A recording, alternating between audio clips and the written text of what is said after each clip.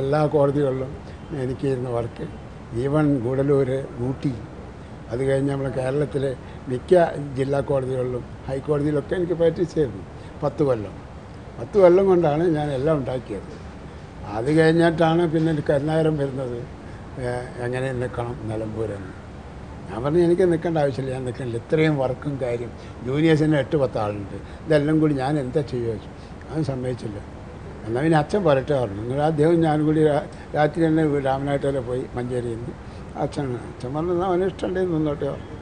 അത് കഴിഞ്ഞാൽ അപ്പോൾ ഞാൻ പറഞ്ഞു എനിക്ക് എൻ്റെ വൈഫ് അറിയണം. അങ്ങനെ ഞങ്ങൾ വർക്കാ ട്രിപ്പ്. ഞാൻ തമാശ പറയാം, അതൊന്നും വരാൻ വേണ്ടി പറയല്ല. അങ്ങനെ നിർബന്ധമായി നിൽക്കേണ്ടി വന്നു. പക്ഷെ ഭാഗ്യത്തിന് ഞാൻ ജയിച്ചു, നിന്നിടത്തൊക്കെ ജയിച്ചു. ഒരു തവണ ഇവിടെ വന്നപ്പം കൊല്ലത്ത് ഒരു കുറി വന്നു. കൊല്ലത്ത് ഞാൻ ജയിച്ചേനെ. ഈവൻ പിന്നെ ബേബി ജോണിൻ്റെ കോൺസ്റ്റിറ്റ്യൻസി പോലും ഞാൻ പിടിച്ചെടുത്തു. പക്ഷെ നമുക്ക് പോയത് നമ്മളെ കോൺഗ്രസിൻ്റെയും ലീഗിൻ്റെയും കോൺസ്റ്റിറ്റ്യൻസി. ഇരവിപുരം മറ്റേ എന്താ പറയുക. അപ്പോൾ കോൺഗ്രസിൽ നിന്നൊരു കാലുവാരലുണ്ടായി എന്നുള്ളതാണ്. അവർ കാലുവാരി.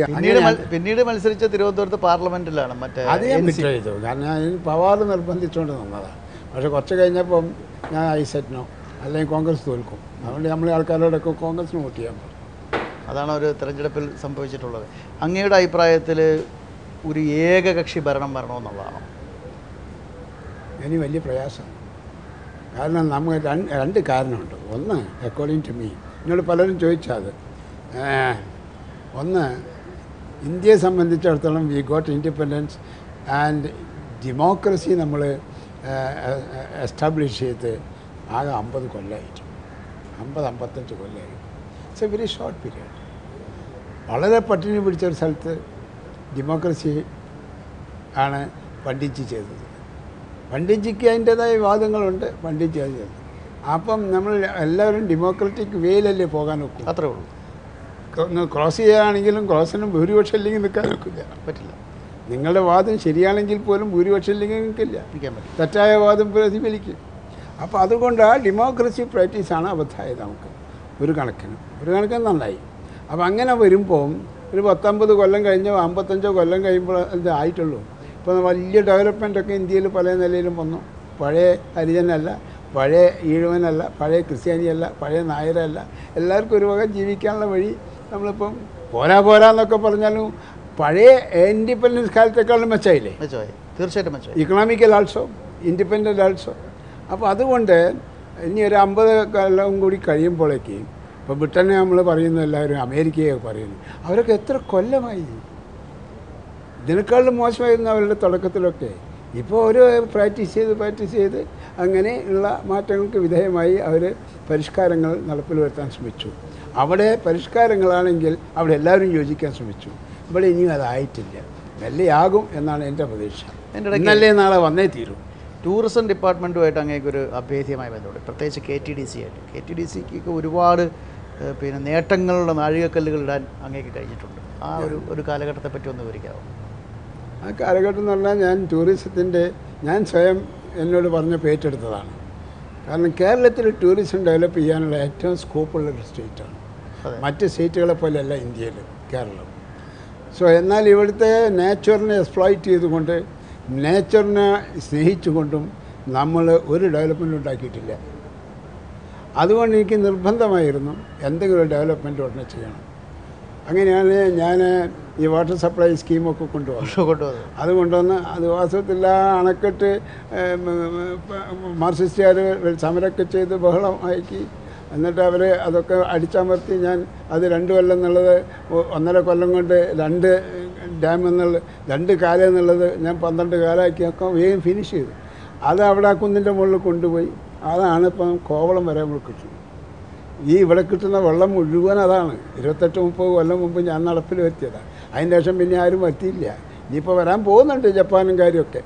അപ്പോൾ അതൊക്കെ കൊല്ലമായിട്ട് ഇനിയും വരുന്നില്ല. അപ്പം അങ്ങനെ വെള്ളം ഒരു വകയെല്ലായിടത്തും എത്തി. അതുകൂടാതെ കണ്ട് പിന്നെ ആ ടൂറിസ്റ്റ് സെൻറ്റേഴ്സൊക്കെ ഒന്ന് സാമാന്യം നന്നാക്കാൻ ശ്രമിച്ചു. പക്ഷേ ഇപ്പോൾ എനിക്ക് നിങ്ങളെ ബീച്ച് കാണുമ്പോൾ, കോവളം ബീച്ച് കാണുമ്പോൾ ഇപ്പോഴും എൻ്റെ മനസ്സ് വേദനിക്കുകയാണ്. അവിടെ ഇനിയും ഒന്നും ആയിട്ടില്ല. അവിടെ ഇനിയും തുടങ്ങിയിടത്ത് തന്നെ നിൽക്കുന്നു. അത് കാണുമ്പോൾ എനിക്ക് വലിയ വേദനയുണ്ട്. മാറി വന്ന 2 ഗവൺമെൻറ്റുകൾക്കും അതിന് ഒന്നും ചെയ്യാൻ പറ്റില്ല. ഇലക്ട്രിസിറ്റി ഞാൻ കൊണ്ടുപോയി, വാട്ടർ സപ്ലൈയും കൊണ്ടുപോയി എന്നല്ലാതെ വേറെ ഒന്നുമില്ല അവിടെ. ഞാനത് പറഞ്ഞ 1.5 കൊല്ലമെന്നുള്ളൂ. ഇപ്പോൾ ഞാൻ പറഞ്ഞ ഇത് തന്നെ, ഇതിന് എൻ്റെ തുടക്കം ഞാൻ കുറിച്ചതാണ്. ഇതേപോലെ തന്നെ കോവളത്തെ വലിയ ഹോട്ടൽ ഉണ്ടാക്കിയത് ഞാൻ രാജിവെച്ചത്. അവിടുത്തെ പണികൾ മുഴുവൻ കഴിഞ്ഞു, ഉദ്ഘാടനം കഴിഞ്ഞിട്ടാണ് രാജിവെച്ചത്. അപ്പം അങ്ങനെ നിങ്ങൾ ഇടുക്കിയിലുള്ളത് ഞാൻ തുടങ്ങി വെച്ചതാണ്. അങ്ങനെ ഓരോ സ്ഥലത്തും ഞാൻ തുടങ്ങി വെച്ചതാണ് KTDCൻ്റെ ഈ കാണുന്നത്. പക്ഷേ അതിൽ എനിക്ക് അഭിമാനമുണ്ട്. ഇത് ഒക്കെ പൂർത്തീകരിച്ചു, അവിടെയും പൂർത്തീകരിച്ചു. അതേസമയത്ത് കോവളം ഇപ്പോഴും അങ്ങനെ കിടക്കുകയാണ്. അവിടെ ആ ഹോട്ടൽ പൂർത്തീകരിച്ചു, എങ്കിലും ബീച്ച് വളരെ മോശമായി നിൽക്കുകയാണ്. അതിലെനിക്ക് വലിയ വിഷമമുണ്ട്. ഞാൻ ഒരു ദിവസം പോയി കണ്ടപ്പോൾ ഞാൻ അവരോട് പറയുകയും ചെയ്തു, ടൂറിസത്തിൻ്റെ ഡയറക്ടറോടൊക്കെ, ഇത് വളരെ തെറ്റാണ്, നിങ്ങളായിരുന്നു അവിടെ പോകുന്നില്ല. ഇപ്പോൾ ആ റോഡൊന്നും ശരിയാക്കിയിട്ടുണ്ട്, വേറെ വലിയ മാറ്റങ്ങളൊന്നുമില്ല. അപ്പോൾ അതുകൊണ്ട് ടൂറിസം ഏറ്റവും അധികം വില പിടിച്ച, ഏറ്റവും പ്രാധാന്യമുള്ള ഒരു പരിഷ്കൃത സംഭവമാണ് കേരളത്തിൽ. അത് ഇനിയും വേണ്ടത്ര ശ്രദ്ധിക്കുവാനും പ്രവർത്തിക്കാനും ആരും തയ്യാറായി കഴിഞ്ഞിട്ടില്ല. അതിലെനിക്ക് ഖേദമുണ്ട്. ഇപ്പോൾ സജീവമായി രാഷ്ട്രീയത്തിൽ ഇപ്പോഴും നിലനിൽക്കുന്നു. പാർലമെൻ്ററി സംവിധാനത്തിലൊന്നും താല്പര്യമില്ലതാണ്. എങ്കിലും സംഘടനാപരമായ കാര്യത്തിൽ കോൺഗ്രസിൽ സജീവമായിട്ട് വീണ്ടും നിൽക്കണമെന്ന് ആഗ്രഹമുണ്ട്. അത് എന്നോട് പറഞ്ഞിട്ട് ഞാൻ തൽക്കാലം നിർത്തിവെച്ചതാണ്. കാരണം അങ്ങനെയായിട്ട് ഓടി നടക്കാനൊന്നും എനിക്കിപ്പം വല്ലാതെ കഴിയില്ല. സംഘടനയിൽ പ്രവർത്തിക്കുകയാണെങ്കിൽ രാവുമ്പോൾ ഇല്ലാതെ ഓടണം. അതിന് എനിക്കിപ്പോൾ എൻ്റെ ഹെൽത്ത് സമ്മതിക്കില്ല. അതുകൊണ്ട് കാര്യങ്ങളൊക്കെ പറയാം, അത്യാവശ്യം എവിടെയെങ്കിലുമൊക്കെ പോകാം. ഇപ്പോൾ ഈ ഇലക്ഷൻ തന്നെ വന്നപ്പോൾ 3-4 സ്ഥലത്ത് ഞാൻ പോയി. അത്രയൊക്കെ സാധിക്കുള്ളൂ. കാരണം because of my health and old age.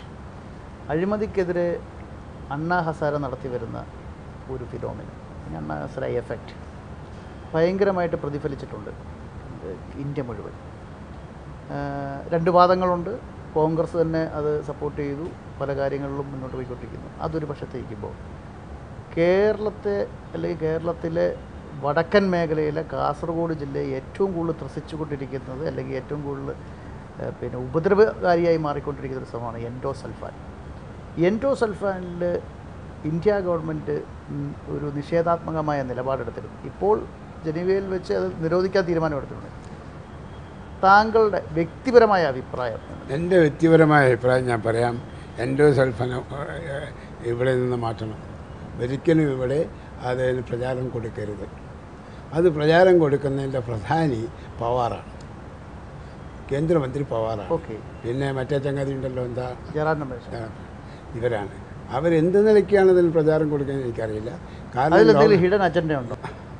അത് ഞാൻ തുറന്ന് പറയാൻ ആഗ്രഹിക്കുന്നില്ല. എനിക്കും നിങ്ങളെ മാതിരിയുള്ള സംശയമൊക്കെ ഉണ്ട്, പക്ഷെ ഞാനത് പറയുന്നില്ല.